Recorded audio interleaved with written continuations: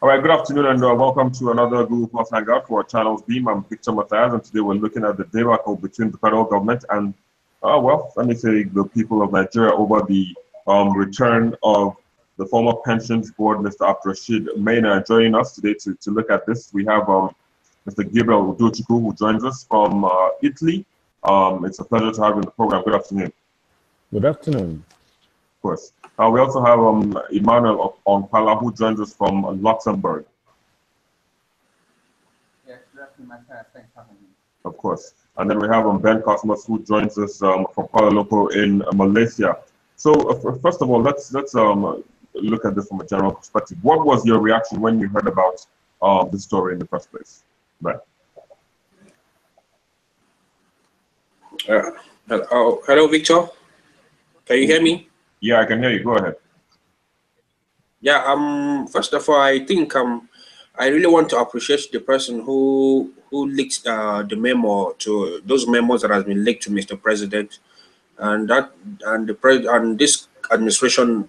When they came on board, they promised that they were going to fight corruption, and every Nigerian is looking up to them. The body language of Mr. President, how he reacts to some issues, and everybody is watching to see the man who promised to fight corruption. And it's very, very unfortunate that Mina issue came up. And Mina issue didn't start with this administration. It started with the PDP administration, and all of a sudden, a man that has been indicted and declared wanted, all of a sudden came back to the civil service and rose to the position of a director in the Ministry of Interior. And so you begin to ask questions, and who were those behind all this? Who were those behind the scene when all these things were playing? Did they not know that Mina has a case to answer with the pension money? I mean, so it's so embarrassing. It's very, very embarrassing that someone that has been declared wanted, someone that has not even cleared himself up, is coming back to the civil servant. Like, just it's a whole robbing us. Is an embarrassing moment. Like, we don't have structures on ground. What you begin to ask, what is the purpose of the Civil Service Commission and the rest of the whole government apparatus involved in this whole issues? Is very, very disappointing, and I think the president should do the needful. Although the man has been sacked, but it's also another. It's also another topic in the court of public opinion if the president have the right to sack the man or not. But having said that, the steps have been taken, but it's up to Maina to come up and clear himself of all the charges being levied against him. And come to think of it, this is pension money we're talking about. Pension meant for the police, pension meant for the military. And you could go about, when you go to Abuja, you see people standing between area between, before you get to Use, where the military pension board is. You see old men, women, lying down by the roadside, waiting to collect their pension. You serve your country for 30 to 35 years, and at the end of the day, your pension, you begin to ask questions. Someone is there taking your pensions, and you begin to ask, what do you expect from these people in the service to do? This is another way you open corruption. You open people. Encourage people to indulge themselves into some corrupt practices, because they know at the end of the day they have nothing to hold on to. So the only opportunity they have is to sit back and do anything possible to acquire wealth, make wealth for themselves, because they know that at the end of the day the government is not going to take care of them. And so this pension issue should be taken very, very serious, so that at the end of the day, those people that have served this country meritoriously will be able to have something to fall back during their old age, when they have nobody to look up to them. They can have something they can do. So this issue is taken very, very seriously. And Mena, and not just Mena alone. If investigations to start, or proper investigations should be done, in fact, it's not only Mena. There are a lot of people in the chain, there in the value chain. But people have to lose their job. The government has to sack. A lot of people have to go. And anybody that has partaken in pension fraud, directly or indirectly, they should be found wanting. All of them should be arrested, and they should refund back that money and let them go in for it. This is so embarrassing that someone that has been found indicted in the past administration comes back in this administration to become a director. All right, what a lucky one. Emmanuel, let's also get your opening statements before we come back for the second round of questions. Sorry, I can't really hear you very well. Okay, I wanted to get your own take. I wanted to get your own reaction when you heard about this. Ben went on, to talk about how he felt and how the president has waded into the whole issue. So let me even just kickstart from there. I'm looking at the probe now that the president has ordered. Do you think something good will come out of it? I think, okay, basically, I just want to appreciate Channel Sport because, I mean, I follow the news from Channel Stream here. Doing a great job covering the story. Thinking about what I know about the whole thing is this. I think I don't want to believe that whether the Mina issue started from past administration or the current one is actually inconsequential here. And the point is, this is a man that has an issue to answer. And they all know this right from the beginning. Okay, he was dismissed at some point, then they kind of ran away from the law, whatever.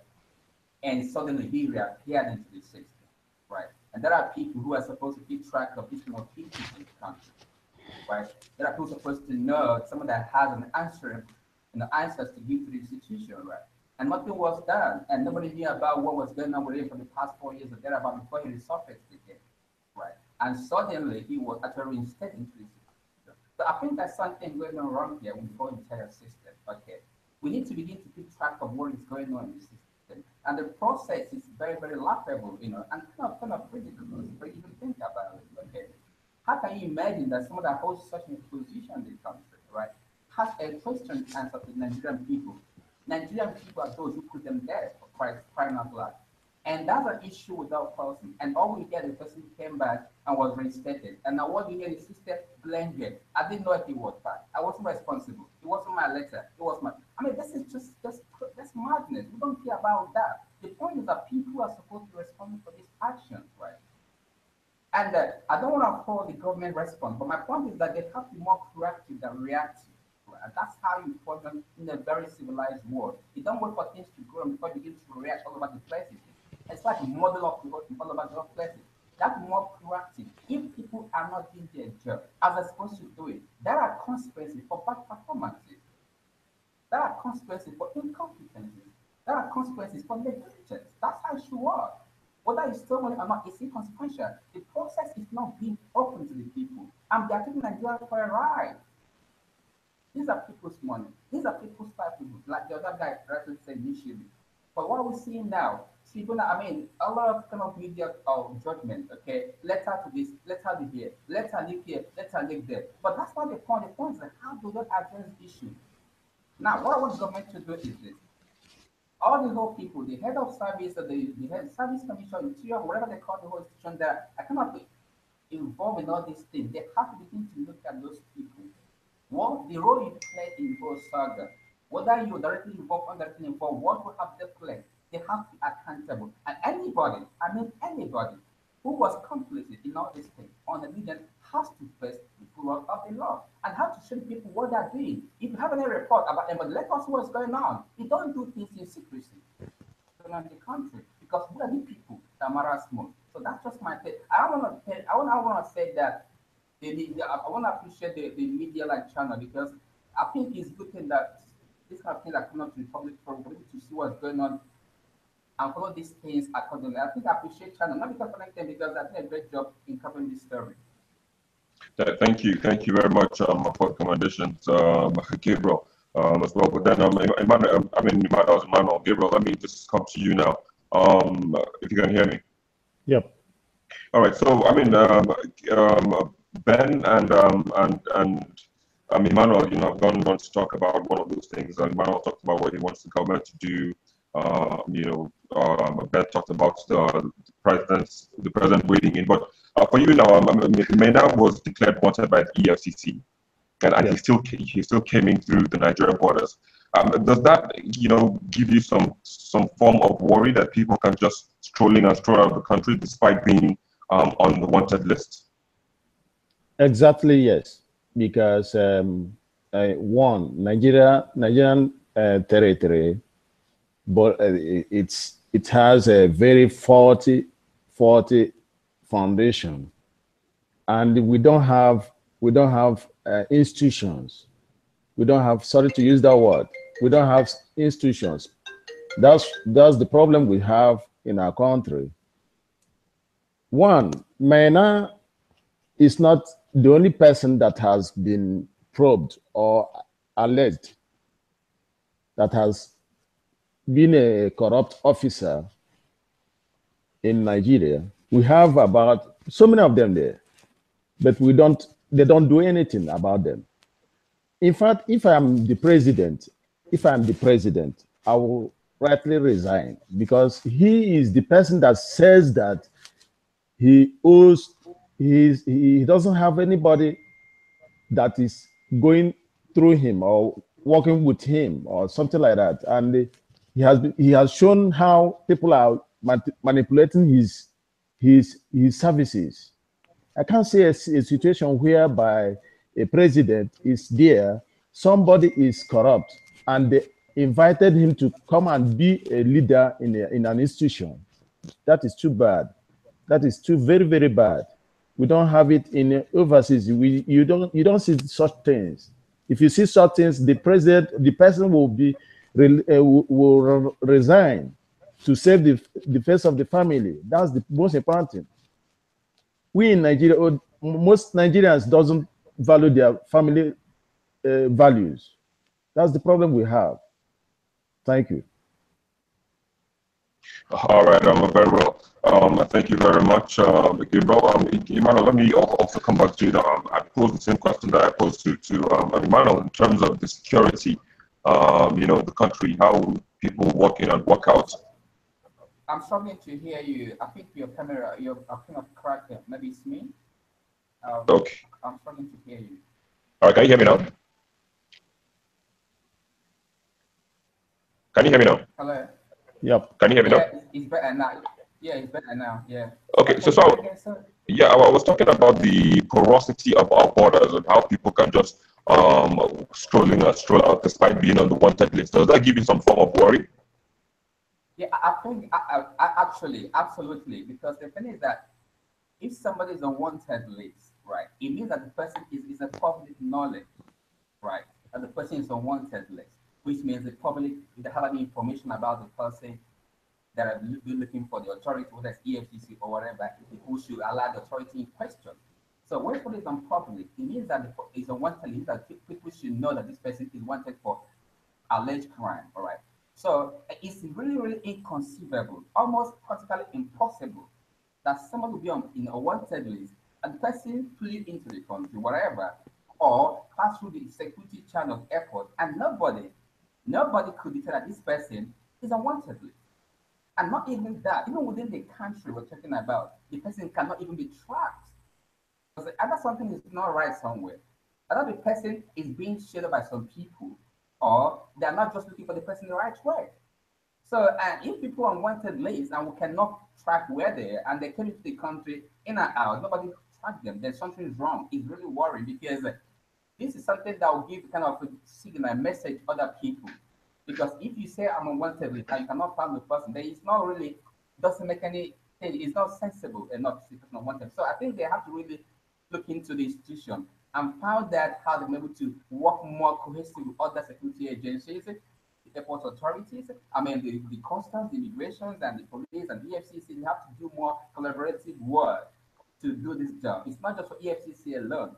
Trust me, because if they can't do it alone, so they have to do more cohesive working. The kind of more collaborative working to do this kind of problem, because it's really very worrying that somebody was on wanted list before and he came in, and he's still on wanted list, but we cannot even find him, even until now. So where is he?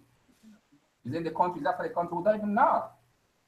So I don't wanna believe that they are actually keeping him somewhere. I don't want to have that kind of conspiracy theory, but I want to say that they need to do more collaborative working, basically, because we need to figure out where this man is, because there's a lot of questions to answer about his disappearance, just all of a sudden, and his reappearance again, and disappearance again. So it's really laughable and kind of doesn't make much sense to what we are talking about. How to work more with other security agencies, the airport authorities, and the custom, the police, and all that. Make sure they work more, cohesively to try some issues. All right, very well. I'll come back to you in just a minute. But before I do that, Abib Pajobi joins us. Abib, if you can hear me. Hello, Abib, can you hear me? Yeah, I can hear you. Good afternoon. Hi, good afternoon. Can you please turn on your video? Yeah, I can hear you. All right, great. Thanks for joining us. Where are you calling from, Abib? Yeah, I can hear you. Hi, good afternoon. Can you please turn on your video? What do you say? Turn on your video, please. Asia. Oh, okay. Thank you very much. There's a lot of light behind you. If you can take that off, then we'll come back to you in a bit. Okay. All right, Ben. So Ben, let me just come back to you now.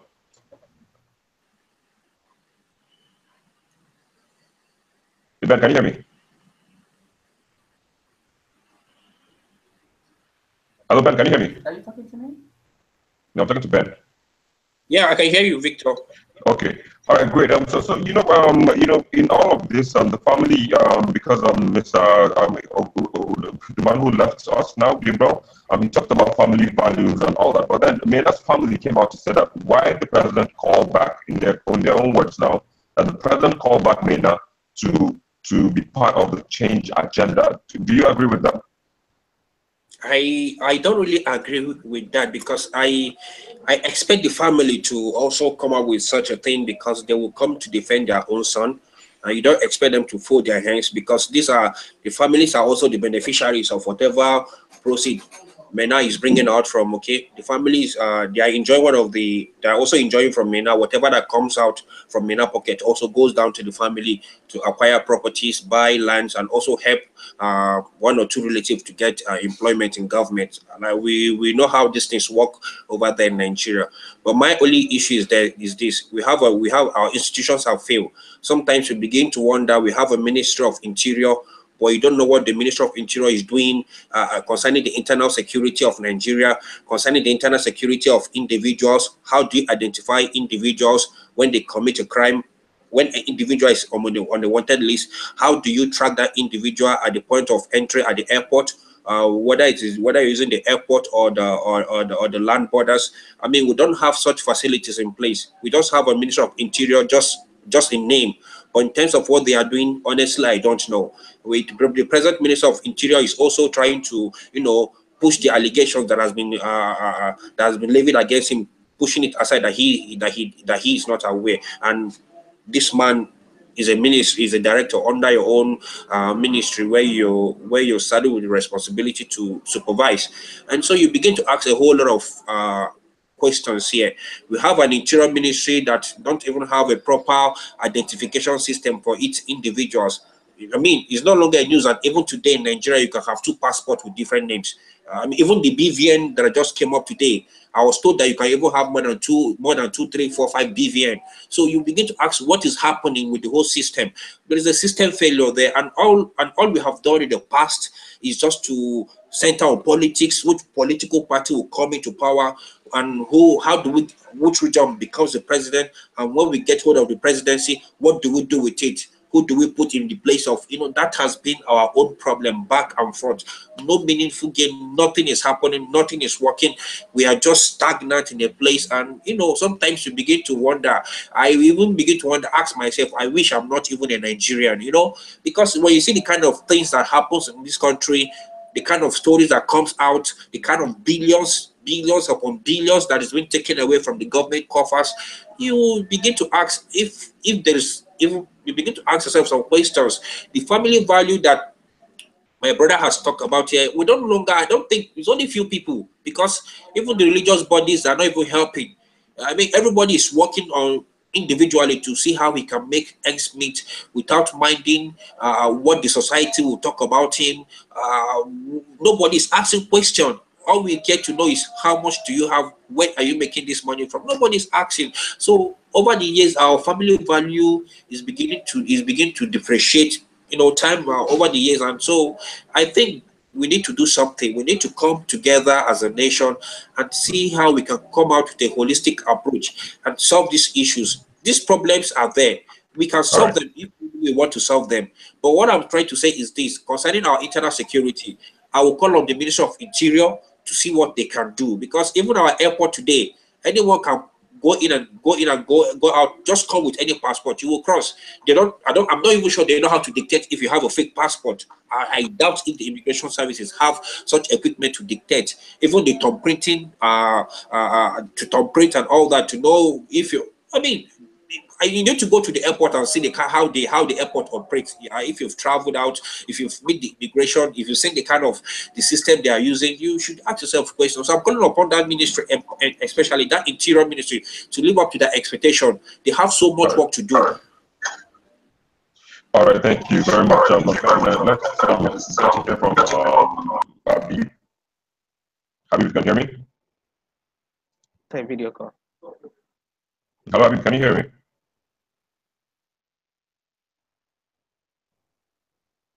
Can you hear me? Your mic is on mute. Oh. All right. Can you hear me? Yeah, I can hear you now. Okay.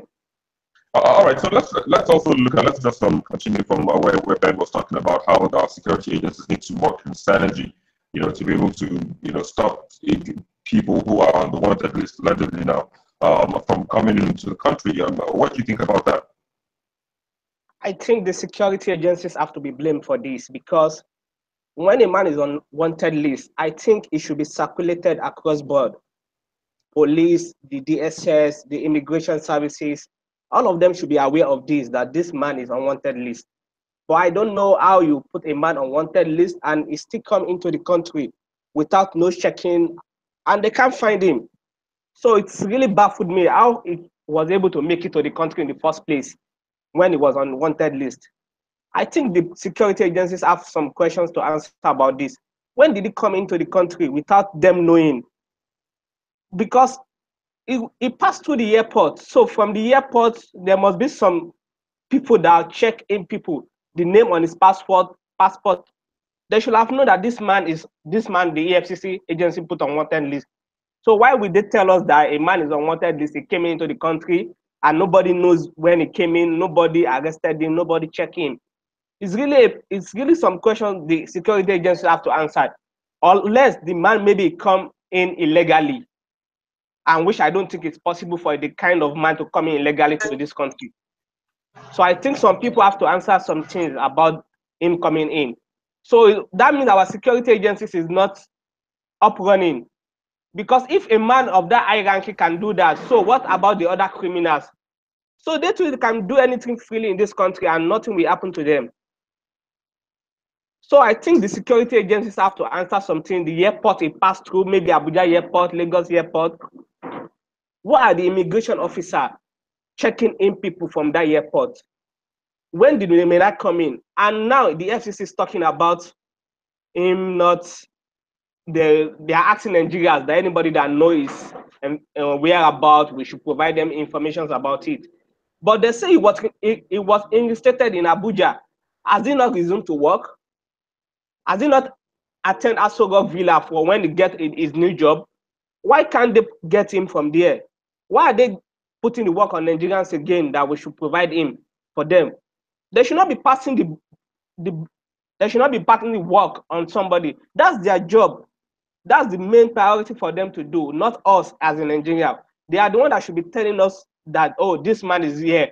Anybody that knows the whereabouts. But now they are asking us that anybody that knows the whereabouts, we should give them the information, this and that. So it's really something serious. That means this man is under some selective protection by some big politicians in the country, because I don't think it can just be doing that if somebody is not backing it up.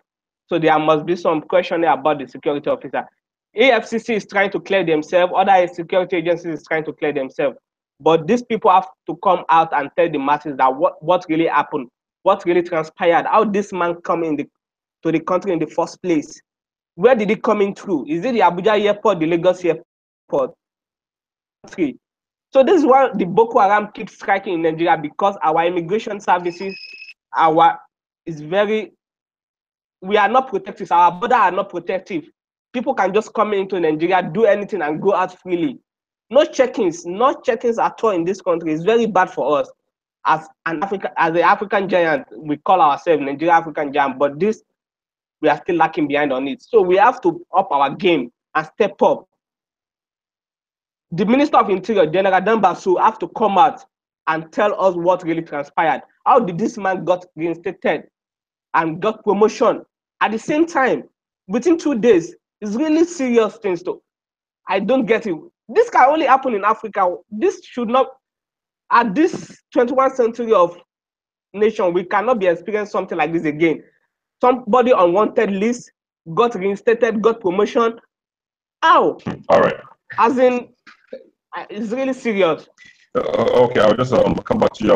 We're about to round up this conversation now, but Emmanuel, let me come back to you. You know, there was, I don't know if you followed the Federal Executive Council meeting proceedings not too long ago. There was a heated debate between the head of service, the chief of staff, Vice President Oshibajo was also there, which was all about, you know, who wrote the memo to reinstate. I mean, how do you react to that?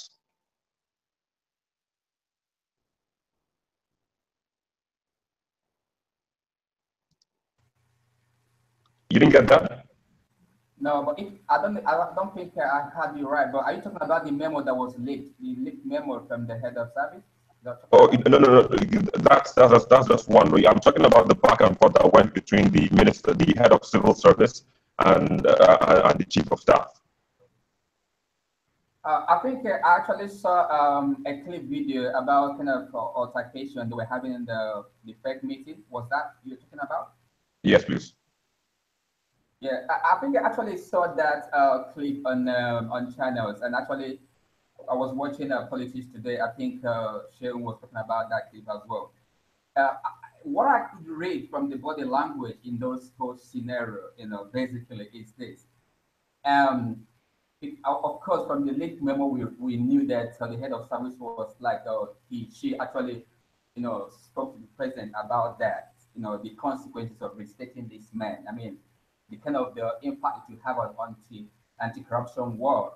That's what we had. That was the content of what she was trying to express.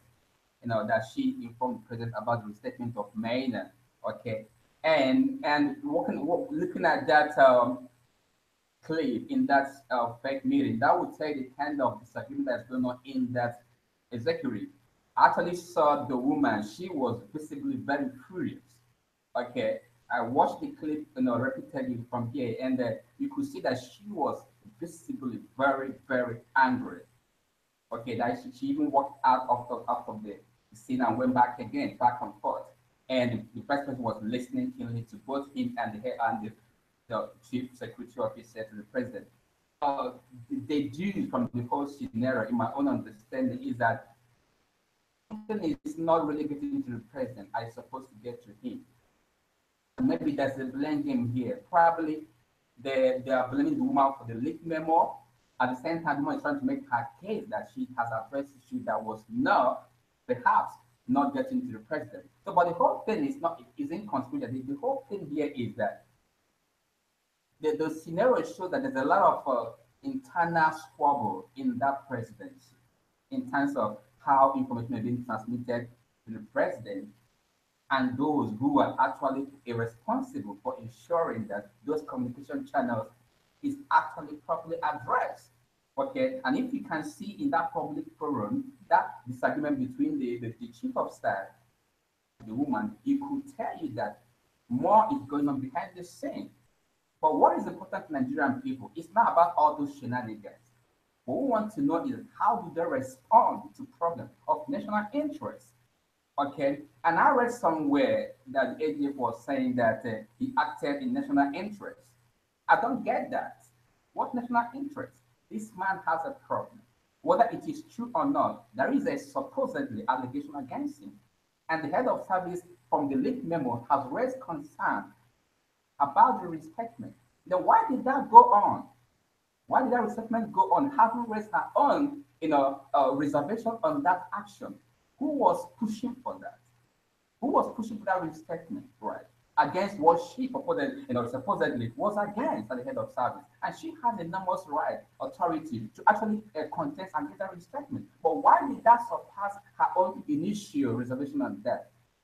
And now we saw the whole thing playing like a drama in the whole public forum. But the point is that they have to be more proactive rather than being reactive. They can't wait for us to begin to push them, begin to shout and become outrageous before they act. That's how governments run. You gotta be proactive, enable things to answer. You need to be very careful how you deal with such issues because you know Nigerians are we are not naive, we are not stupid people, we are very intelligent people. And we are looking at this thing critically. They shouldn't take us for a ride.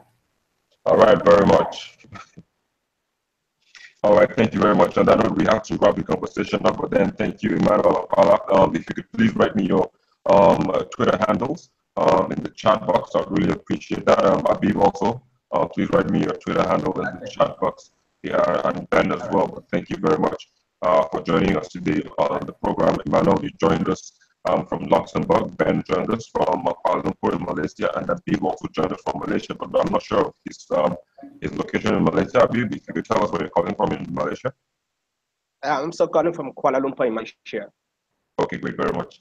Thank you to all of you for joining us on the program today. Once again, it's a Google Plus Hangout for Channels Mina and Victor Matthias.